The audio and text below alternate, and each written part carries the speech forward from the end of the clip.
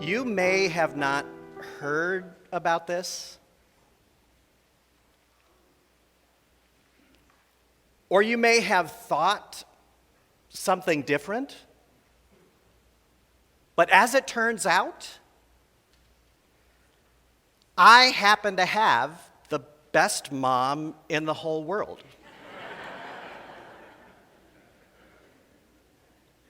I'm sure you may have heard or thought otherwise. Maybe you have some horses in that race.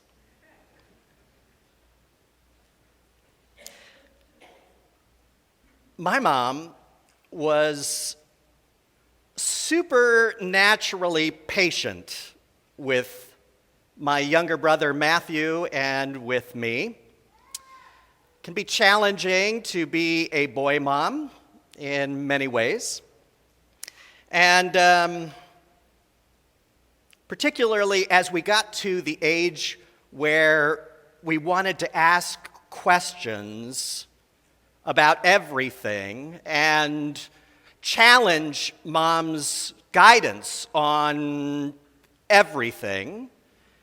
And my mom would take the time, again with supernatural patience, to explain to us the why of what she was telling us to do, helping us to understand how God had wired the world and the way the real world actually works. And you have to play by these rules in order to get these results. And you have a choice to make whether you do that and succeed or don't do that and don't.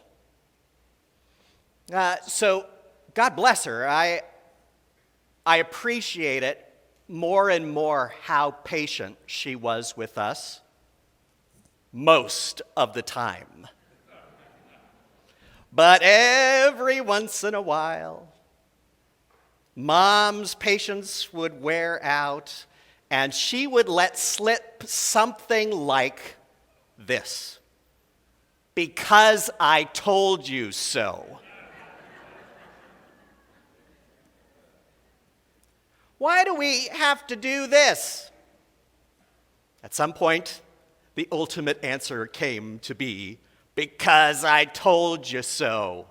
And I imagine some of that came from mom's exasperation at having to try to play canon lawyer to her children and explain every jot and tittle of parental wisdom to people who couldn't possibly understand it. But every once in a while, it was because mom knew that we needed to obey sooner rather than later in order for us to be safe. Or mom understood that in order for us to enjoy the many blessings and benefits hidden in this life, it was important that we do it whether we understood why we were doing it or not. Because I told you so.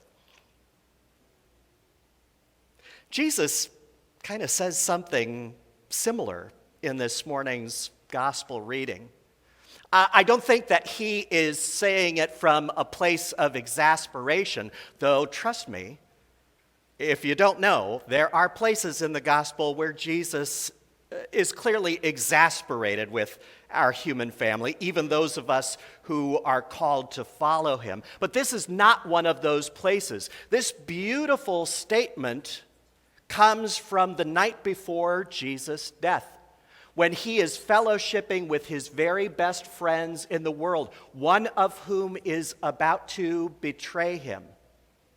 In that loving evening, dinner time context, Jesus says, "If you love me, you will keep my commandments." Again, not from a place of exasperation, but really from a place of friendship and love does he speak these words. If you ever want to see a room full of Lutheran pastors, heads blown up by reading just one sentence, you could really maybe get there by reading that sentence: "If you love me, you will keep my commandments. Because there is this Protestant hiding within us that is terrified that what Jesus is describing in that sentence is something like works righteousness. Like we have to do these certain things in order for us to experience God's love, in order for us to receive our salvation, in order for us to be able to enter into the sweet by and by of the afterlife.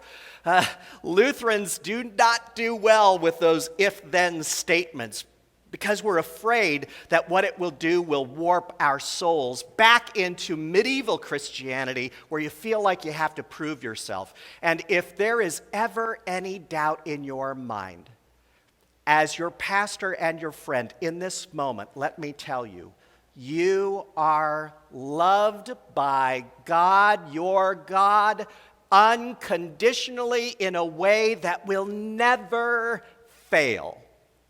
Period. And now that we got the Lutheranism out of the way,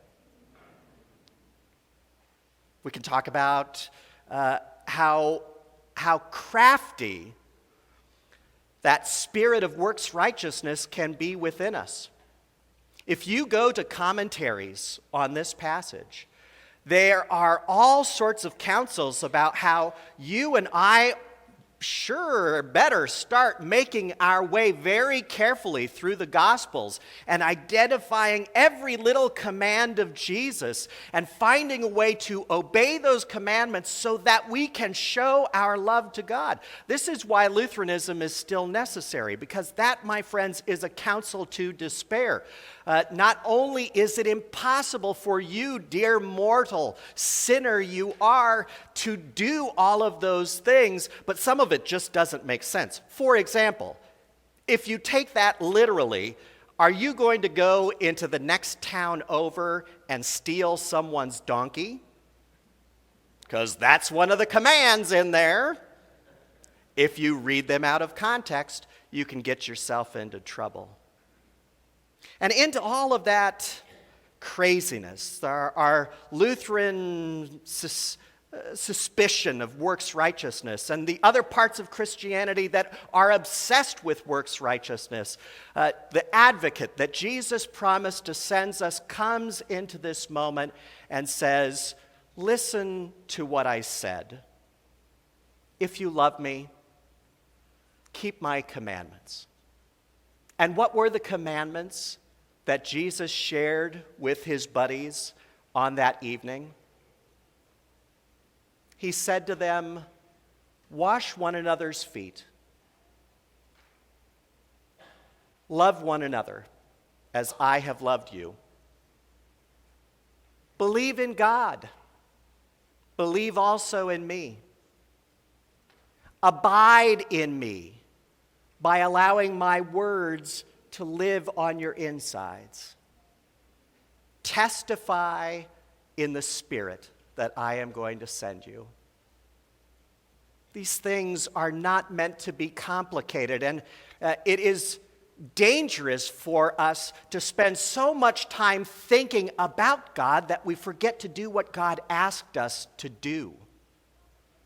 And so, in the Spirit of Jesus this morning, and still by the flickering candles of that evening gathering he had with his friends, don't overthink this Christianity thing. Just try to do what Jesus asked you to do. Take care of your family, especially your moms. Take care of one another, whether they deserve it or not. Share the good news of Jesus. I'll even take it if you would just start saying, God bless you, when someone around you sneezes. And spend time remembering the words of Jesus and just letting them, just even a couple words, and let them be on your insides. You may not understand why Jesus is asking us to do those things. And you may not understand what exactly will happen to you if you do it. But the invitation is not to overanalyze. It's not to be like my brother and I were with my mom. Instead, it's to simply do what we've been asked to do and trust that God will give us the grace to get whatever we need to get done, done.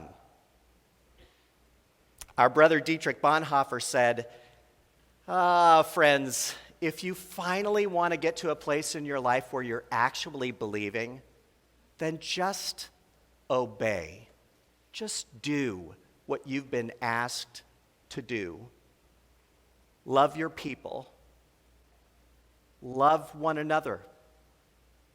Share that love with the world, and you will find yourself believing in Jesus. Amen.